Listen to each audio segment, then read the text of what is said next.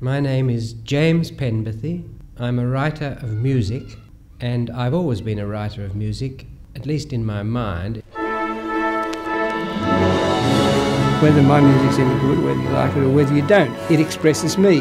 If the grammar of music, if the technique, if the action of music is learned thoroughly, on top of that there must come this complete desire for self-expression. I asked him that. I said, where does the music come from? And he didn't know. It was just there. Well, he was trying to do something different, original. I know he's very original. James Penberthy was a pioneer. He tried very early, actually, very early in Australian music, to take elements of Aboriginal music and somehow combine it with our Western way of writing music. I think there was a very strong Aboriginal element to his music. And then he told me that there was Aboriginal blood in him as well.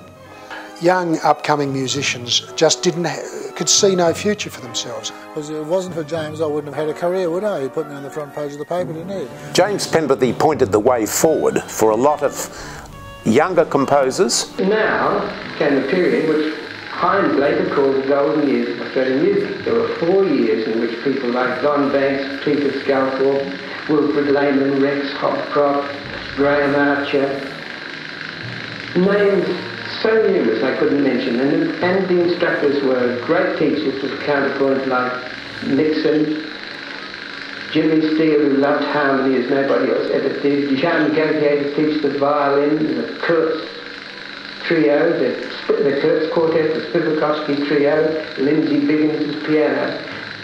Absolutely a remarkable time. And it was nice to have someone like Jim saying, "Good on you, mate. That's what you should be doing more of." Jim was wonderfully helpful to other composers. He really went out of his way to help them.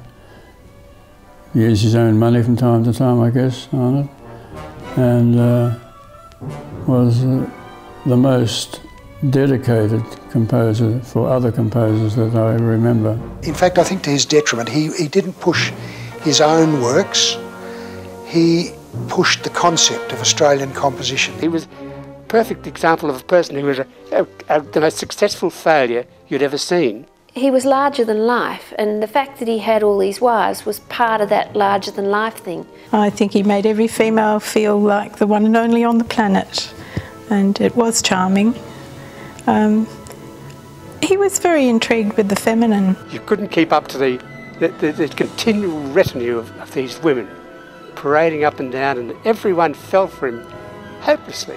Even when he was a man in his 70s, he had an extraordinary charisma. He was in the vanguard of progressive Australian composers. And what strikes me going through all of the letters, I think the thing that struck me most is how hard he had to work at doing what he did.